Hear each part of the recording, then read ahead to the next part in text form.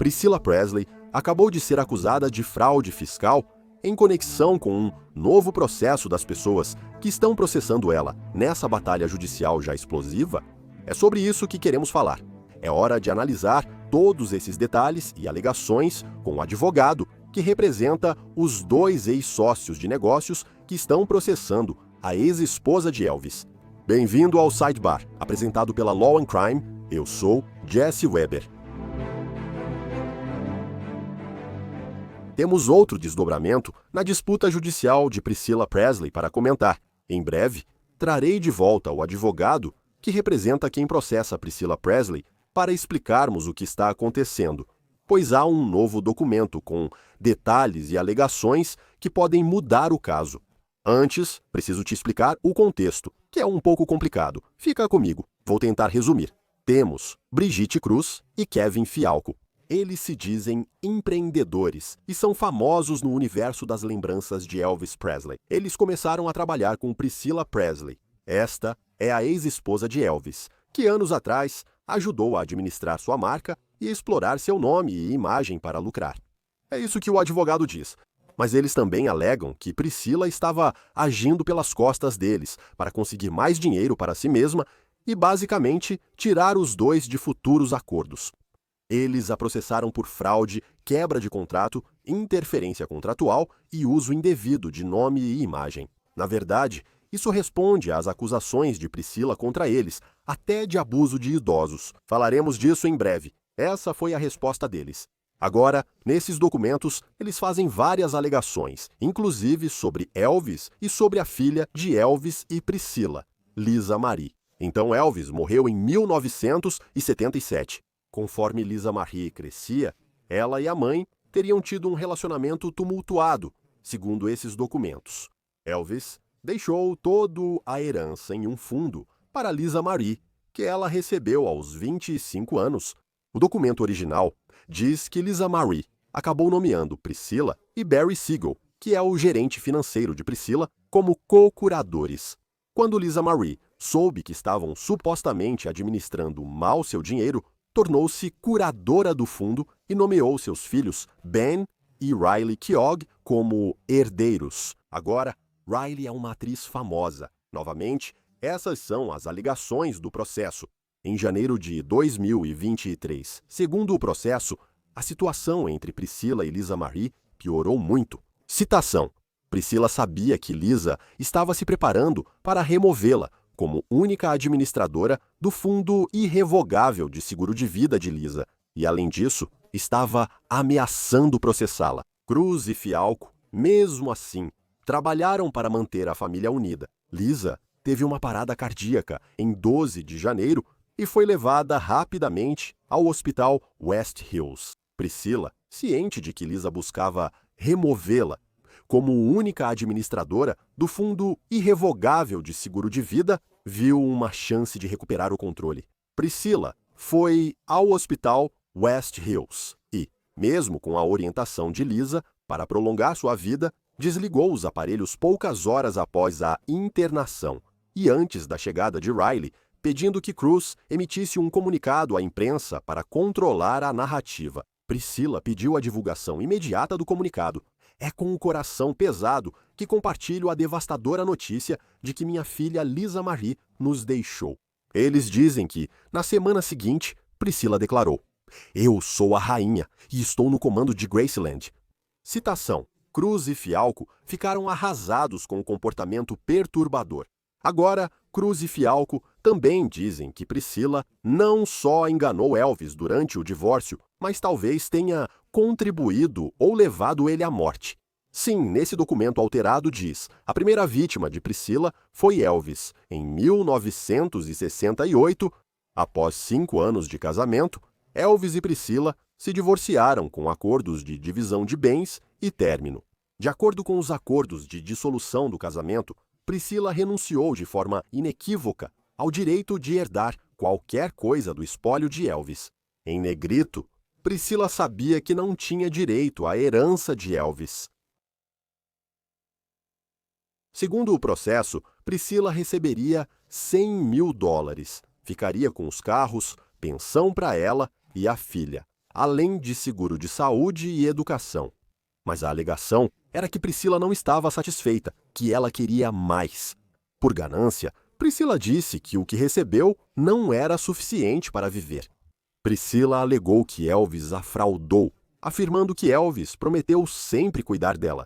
O ex-casal voltou à negociação e o processo diz que Elvis foi forçado a aceitar um acordo modificado de término do casamento em 4 de outubro de 1973, e a partir daí, de acordo com esse processo, os pagamentos aumentaram consideravelmente. Abre aspas. Elvis teve que pagar a Priscila $725 mil em até 10 dias após a aprovação do tribunal, ou seja, equivalente a cerca de $5.274.995,50 atualmente. E então, houve um adicional de $720 mil. Então isso equivale a cerca de $5.238.616,22 atualmente, divididos em parcelas de $6 mil por mês. Elvis teve que pagar a Priscila metade do valor da venda da casa na 144 Monovale Drive, em Los Angeles, e até um ano de pensão de $4.200 mensais. Novamente, em letras destacadas, a sede de poder e dinheiro de Priscila era insaciável, certo. Mas a denúncia afirma que Priscila não parou por aí. Apesar de já ter extorquido milhões de Elvis, ela ainda colocou um gravame sobre Graceland em 29 de abril de 1977, no valor de $424.024,49, ou seja, mais de $2.200.000, aumentando a pressão sobre Elvis a menos de 4 meses antes de ele morrer, em 16 de agosto de 1977, de ataque cardíaco e complicações por uso de drogas. Priscila pressionou Elvis de forma indevida, levando-o à morte. Essa é a alegação escrita. E é assim que isso pode levar às alegações de Cruz e Fialco. Vamos voltar para eles. Refere-se ao uso do nome e imagem de Priscila para expandir sua marca e lucrar. Porque, de acordo com eles, acontece que ela nem deveria estar usando o nome Presley. Segundo eles, após o divórcio de Priscila e Elvis, ela não tinha direito a nada por não estar no testamento. Na verdade, pelo acordo de divórcio, ela deveria parar de usar o sobrenome Presley. Depois que Elvis morreu em 1977, no entanto, Priscila continuou usando o nome Presley, pois precisava explorar o nome para seu próprio ganho financeiro, apesar dos desejos de Elvis em contrário. Ou seja, a alegação é que Presley afirmou a Cruz e Fialco ter os direitos sobre seu nome e imagem, mas já os havia vendido a outra pessoa e não informou isso. Ela fez declarações ou supostas falsas declarações para convencê-los a investir e ajudá-la financeiramente. Eles confiaram nela e investiram muito na expansão da marca. Se soubessem a verdade, não teriam feito isso. Agora ela deve para eles, que ficaram no prejuízo. Isso nos leva ao que acabou de ser protocolado, a reconvenção. Para isso, chamo Jordan Matthews, que representa Cruz e Fialco neste caso. Ele já esteve aqui antes. Jordan, muito obrigado por tirar um tempo para voltar aqui ao Sidebar. Agradeço. Muito obrigado por me receber, Jesse. Agradeço. Entendi. Claro. Então vamos esclarecer isso primeiro. Você entrou com essa reconvenção em nome do seu cliente. Vamos começar. O que é reconvenção? Como ela é diferente da queixa original que você apresentou, se eu estiver entendendo corretamente? Bem, uma reconvenção é basicamente uma resposta a uma queixa com reivindicações. Então, são as reivindicações do meu cliente contra a Priscila. Com relação à sua pergunta sobre a diferença no outro processo, existem certas reivindicações de mérito. Fico feliz em entrar nos detalhes das alegações específicas, mas essencialmente trata-se de uma reivindicação de resposta, uma reivindicação ofensiva. Vamos detalhar esse novo processo para que nossos telespectadores entendam. Primeiro, foi Priscila quem iniciou o processo contra seus clientes e depois eles entraram com uma ação contra ela. Ou estou entendendo errado? Está bem preciso, mas há uma pequena diferença. Na verdade, Meus clientes realmente iniciaram um processo contra a Priscila em 2023. Isso foi na Flórida. Priscila, então, entrou com o que acreditamos ser uma ação retaliatória em 2024. Esta é nossa resposta ofensiva a essa ação na Califórnia. Certo. E o que ela estava alegando nessa ação retaliatória? Só resume rapidamente. Ela tinha várias alegações. Há uma alegação que ela faz que acreditamos ser completamente falsa, de abuso de idosos e coisas desse tipo. Não vimos evidências disso, mas essa é a nossa alegação ofensiva. Na verdade, são várias alegações. São cerca de 20 alegações, 20 causas de ação contra essa queixa. Entendi. Agora quero falar sobre o novo processo. E há alguns parágrafos específicos que acho importante destacar. Tem um parágrafo, é o parágrafo 30. É sobre Lisa supostamente exigir que Priscila renunciasse como única administradora da apólice de seguro de vida dela, porque Lisa aparentemente queria vender a apólice. Por que isso importa? Isso é significativo por alguns motivos específicos. O essencial aqui é que já alegamos antes que, quando Lisa faleceu em 12 de janeiro de 2023, ela ameaçava processar Priscila e exigia que Priscila renunciasse como única administradora da apólice de seguro de vida irrevogável. Mas o que é novo e o que é crucial é que Lisa estava tentando sacar o valor em dinheiro dessa apólice. Então a alegação é que quando Lisa finalmente faleceu e quando Priscila estava com ela no hospital, algo sobre o qual ela escreve em seu livro e onde ela teria orientado, de acordo com o que está em seu livro, os médicos a desligarem os aparelhos de suporte de vida. A alegação é que ela fez isso sabendo que estava impedindo Lisa de sacar o valor em dinheiro dessa apólice. Isso é crucial porque significava que a apólice de 25 milhões de dólares ainda estava ativa. E foi isso que permitiu que ela se envolvesse e criasse uma disputa com Riley, que no final das contas resultou em um pagamento de 2,4 milhões de dólares para Priscila. E, para deixar claro, Lisa queria vender isso para quitar uma dívida fiscal? Pelos registros que analisamos, que incluem, na verdade, uma dívida fiscal que ela tinha, na verdade, um dos documentos anexados à reconvenção não é para dizer nada negativo em relação a Lisa, mas sim para deixar muito claro, com base nas evidências que temos, é que em março de 2023, pouco depois do falecimento dela, havia um aviso de que ela tinha uma dívida fiscal, em especial um aviso de um valor superior a 900 mil dólares.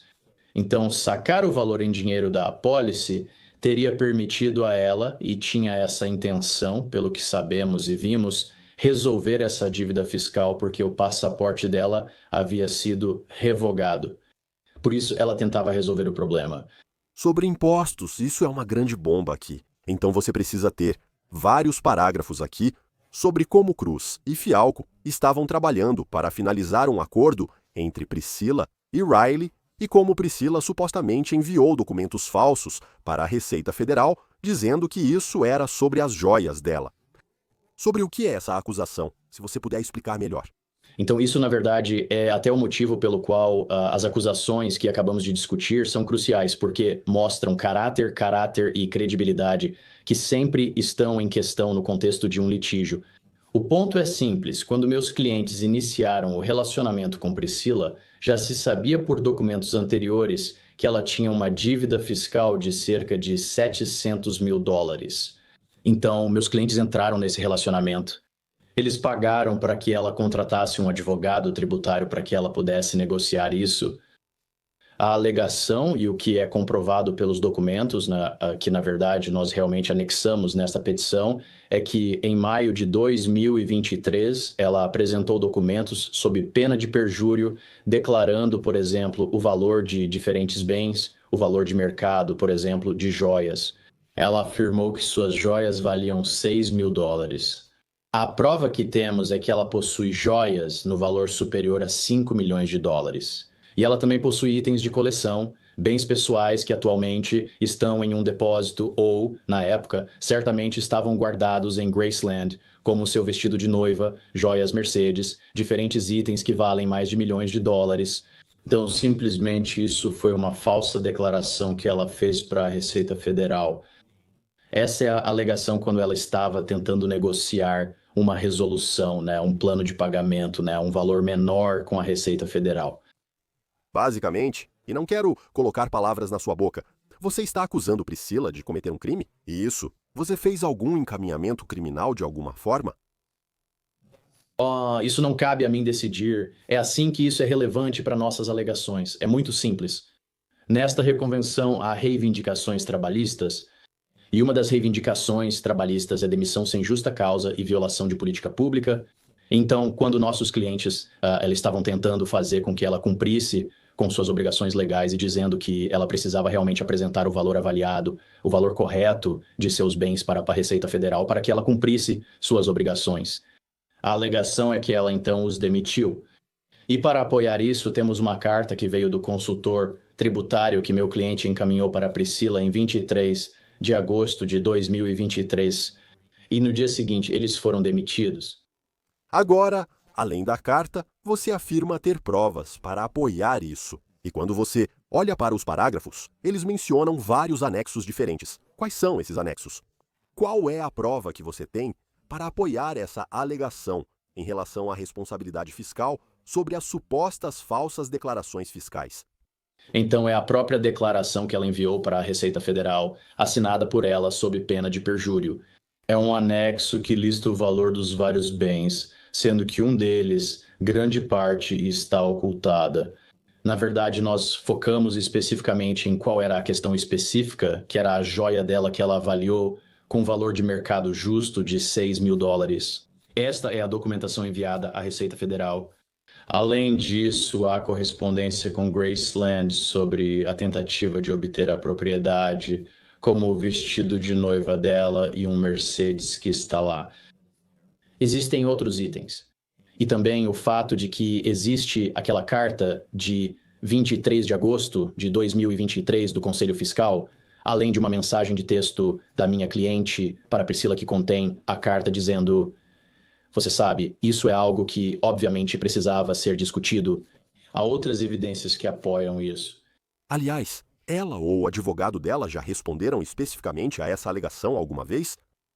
Não que eu saiba.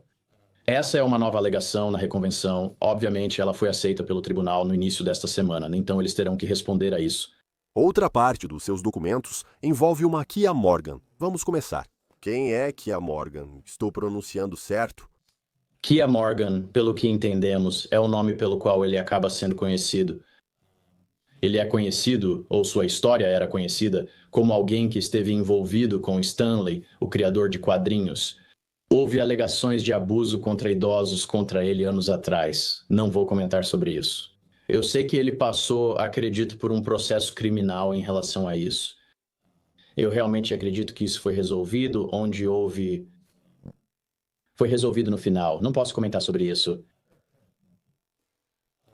Mas o que aconteceu aqui é que pouco tempo depois que meus clientes resolveram a disputa do trust entre Priscila e Riley, por volta de maio ou junho de 2023, na verdade foi em maio de 2023, que a Morgan se apresentou ou se intrometeu, essa é a alegação,